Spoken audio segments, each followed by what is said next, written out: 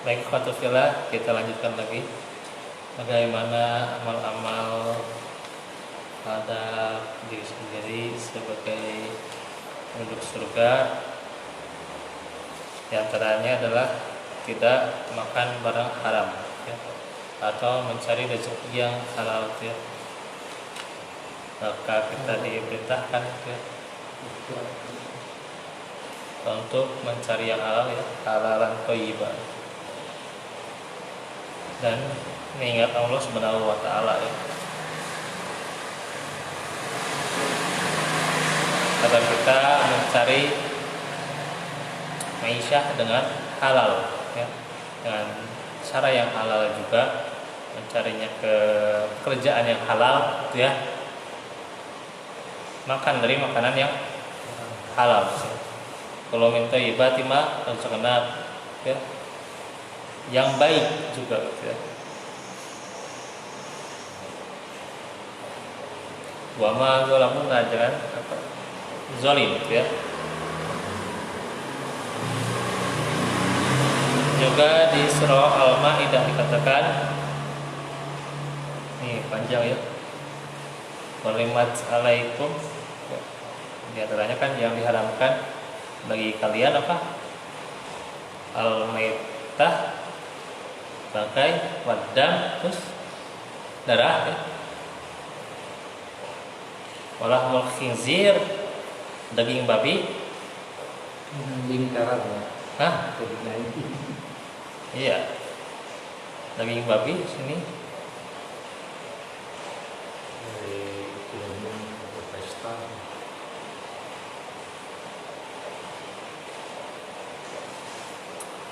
Dan datang yang disembelih atas nama selain Allah, ya.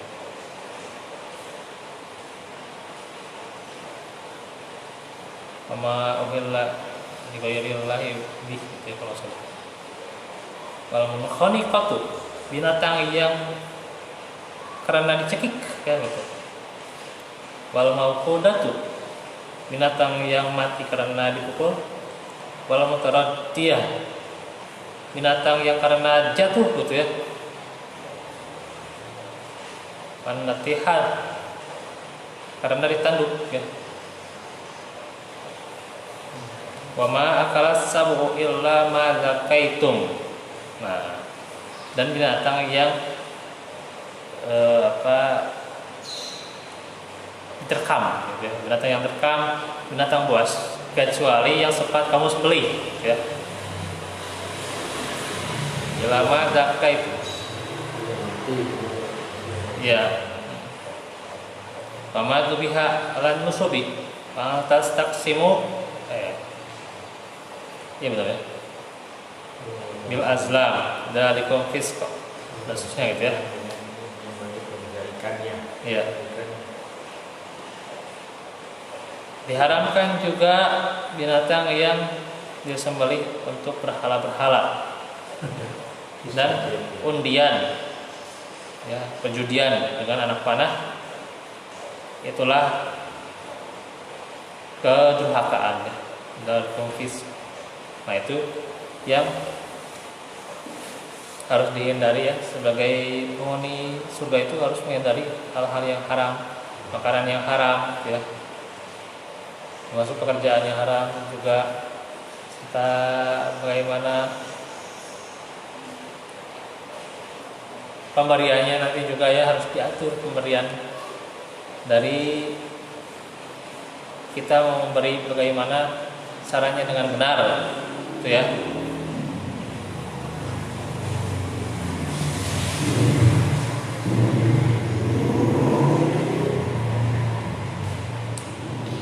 Dan bagaimana pemberian itu bermanfaat, ya. Bagaimana, ya, untuk keluarga atau untuk sedekahnya juga, diantaranya juga masuk, ya. Itu infak dan zakatnya juga, ya. Dan yang selanjutnya adalah menuntut ilmu, ya. Sudah jelas ini, ya, bahwa Allah mengangkat derajat orang-orang yang beriman. Waladina utul ilma darajat, dan orang-orang yang berilmu, ya berilmu dalam beberapa derajat, gitu ya, beberapa tingkat, gitu ya. Bagaimana kewajiban menuntut ilmu dan orang yang senantiasa belajar menuntut ilmu itu adalah penghuni surga ya. Sebab dengan ilmunya lah dia beribadah dengan benar. Bagaimana dengan ilmunya dia sholat dengan benar, berzakat dengan sesuai, gitu ya. Dengan ilmu pula dia baca Quran dengan benar sesuai taksinnya, gitu ya. Dengan ilmu juga dia bagaimana bermuamalah dengan baik, ya. Dengan ilmu juga dia berakidah dengan benar. Jadi harus berdasarkan dengan apa? Ilmu, gitu. Karenanya wajib dia menuntut ilmu dan juga mengemban ilmu itu ya, serta mengajarkannya ya. Ya, yang utama itu ya ilmu yang senantiasa mendekatkan diri kepada Allah. Ya walaupun tentunya ilmu dunia ada keutamanya juga, ya. Tapi derajatnya itu tidak sedikit, ya memang banyak tapi keutamanya ya. Hanya saja yang lebih keutamaannya yang lebih luar biasanya adalah ilmu syariat.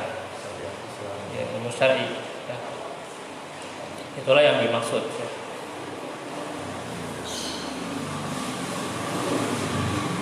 Seseorang ya kalaupun tidak belajar ilmu dunia tapi dia belajar ilmu syar'i, tetap dia itu dimuliakan oleh Allah Subhanahu wa taala ya.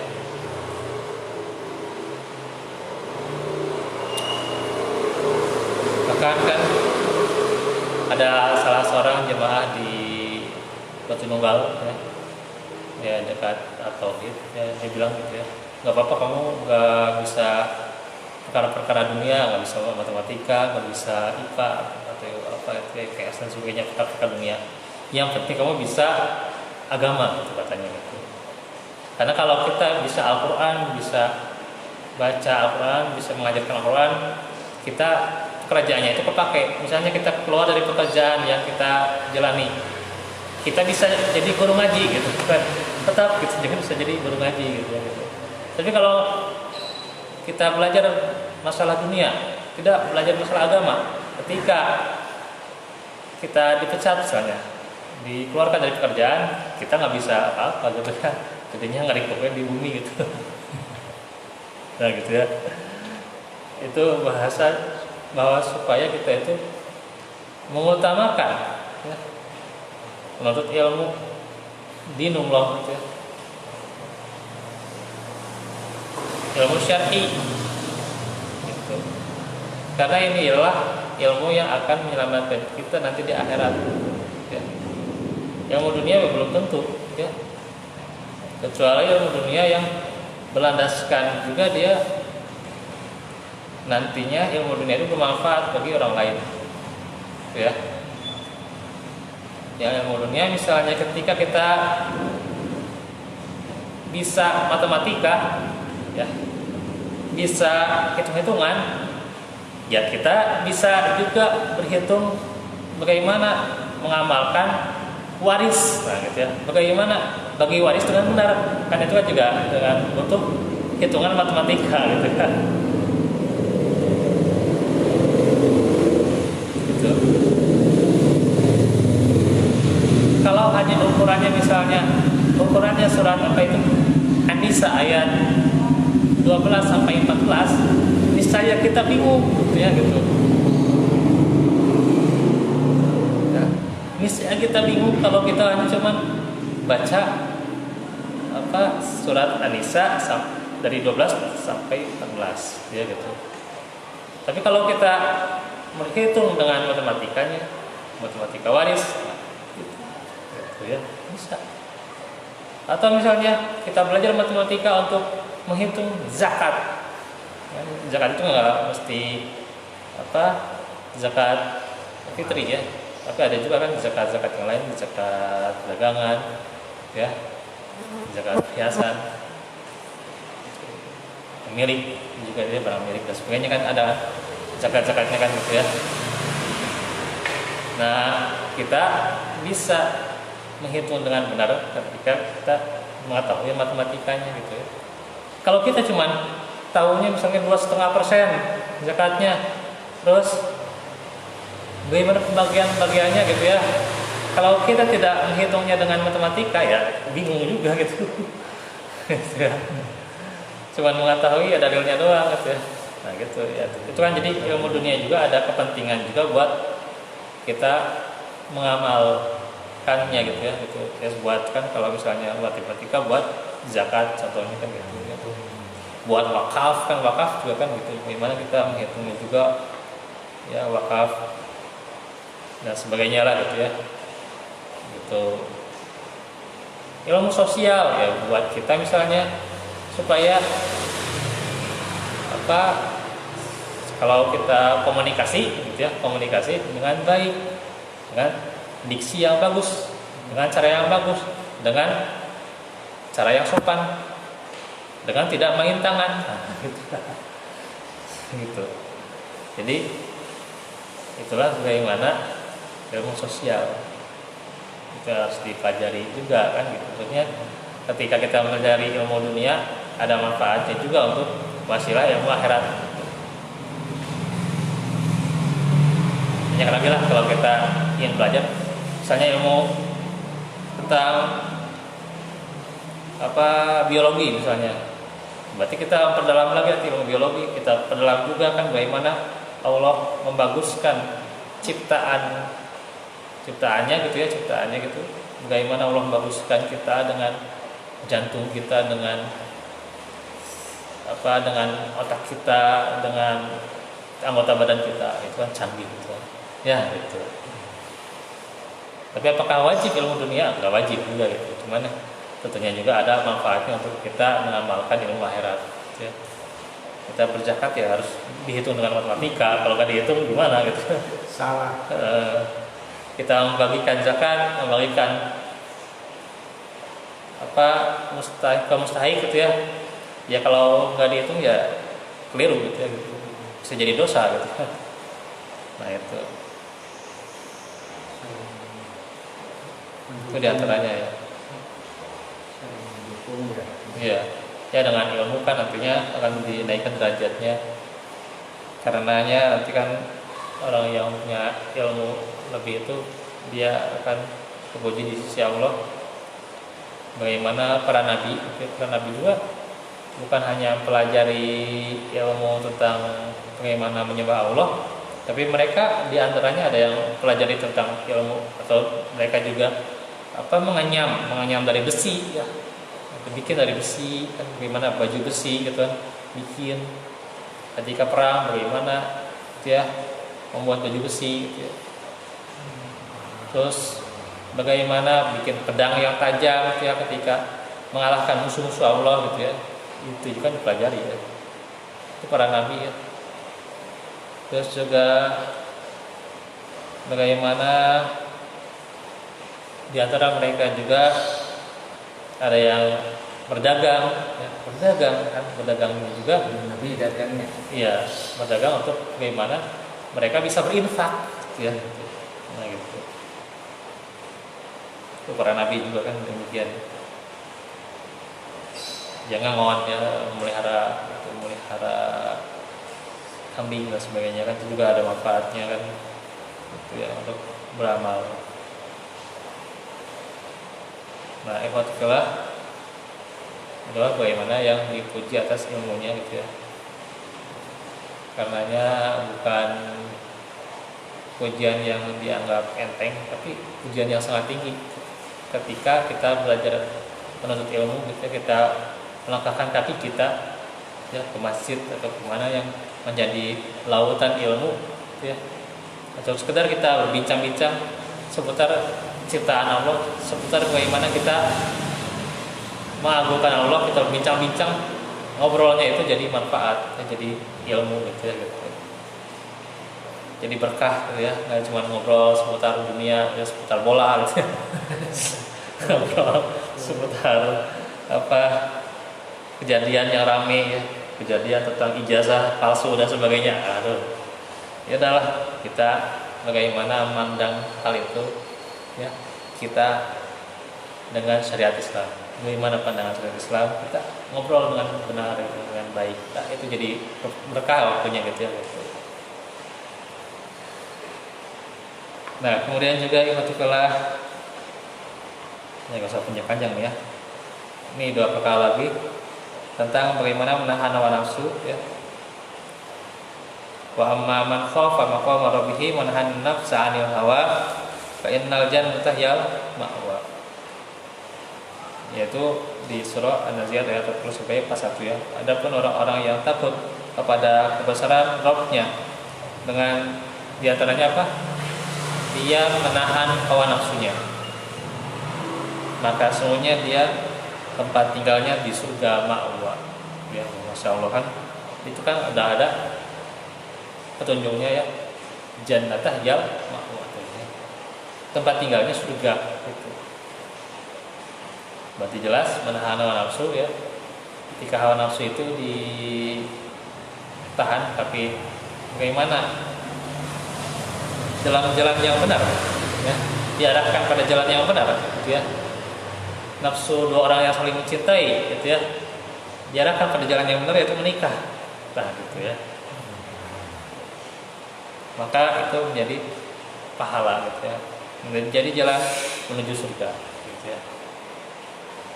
Nafsu harta misalnya dia tahan, tapi ketika dia cari dengan cara yang benar, harta itu nantinya dia ingin dia wakafkan juga, atau yang dia bantu untuk masjid, nah gitu ya.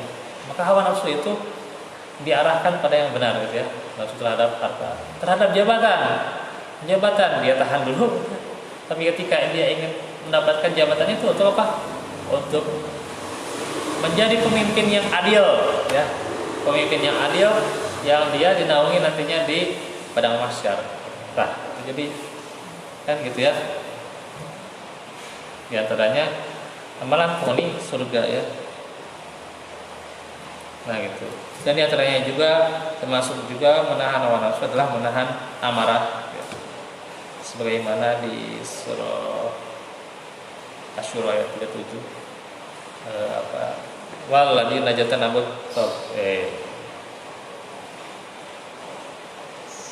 wa anam ya ulanamu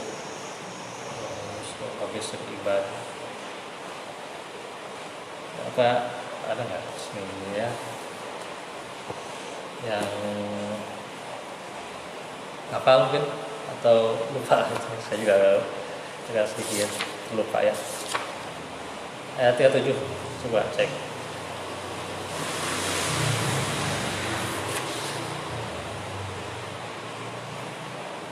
Oh, ini ya yang waladina yajtanibuna kaba'irul itsmi wal fawahish ya. Wa idza ma ghadibuhum yaghfirun ya gitu. 5 di ayat yang lain ya, yang waladina yajtanibut tagut ya. Ya tapi sama itu juga surah Asy-Syura ya. Ya Asy-Syura atau itu ya. Az-Zumar itu kan sebenarnya. Az-Zumar waladina yajtanibut tagut itu Az-Zumar. Tapi hampir sama gitu ya. Ini juga ada kata istanibu gitu ya. Waladina yajtanibuna kaba'irul itu ya. Jadi nih, dan orang-orang yang menjauhi dosa-dosa perbuatan, dosa-dosa besar gitu ya. Yajtanibuna kaba'ir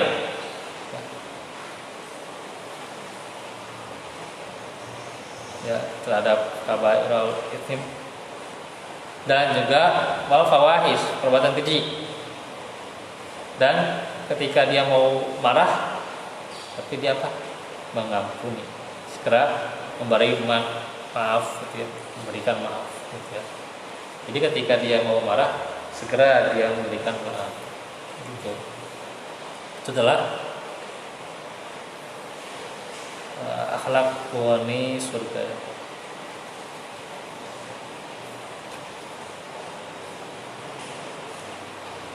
Nah itu juga masuklah, karenanya kalau kita ingin menjadi penghuni surga, kita jangan menjadi orang yang pemarah jangan jadi akhlaknya itu akhlaknya pemarah ya gitu, karakter yang pemarah, enggak ya. Hindari kemarahan itu ya, ketegasan ya kalau pada tempatnya yaitu indah gitu ya. Tapi ketika kita tahan ya itu lebih indah lagi ya, walaupun kadang ya kalau kita ya bukan menjadi sebuah aib sebenarnya gitu ya, bukan menjadi sebuah kelemahan ya gitu. Sebenarnya bukan sebuah kelemahan ketika kita menahan amarah gitu. Justru menahan amarah itu apa? Sebuah kekuatan. Kan kekuatan itu kata Nabi tidak dipandang ketika orang itu pandai bergulat gitu ya. Tapi apa? Karena dia menahan amarah gitu. Menahan amarah. Ya, ketika ia mampu memberi maaf kepada orang lain gitu ya. Jadilah orang yang senantiasa memberikan ampun ya, memberikan maaf ya. Karena yang namanya manusia tidak terlepas dari kesalahan. Orang yang memberi maaf ya, diantaranya juga kan diterangkan wal kazimina ghaid wa afina 'anil nas ya gitu. Jadi diantaranya itu adalah akhlak penghuni surga. Itu saja dahulu yang bisa disampaikan ya pada kesempatan ini. Insyaallah kita besok lanjutkan lagi. Wallahu fikum wa lakum minkum. Rabbana atina fid dunya hasanah wa qina adzabannar.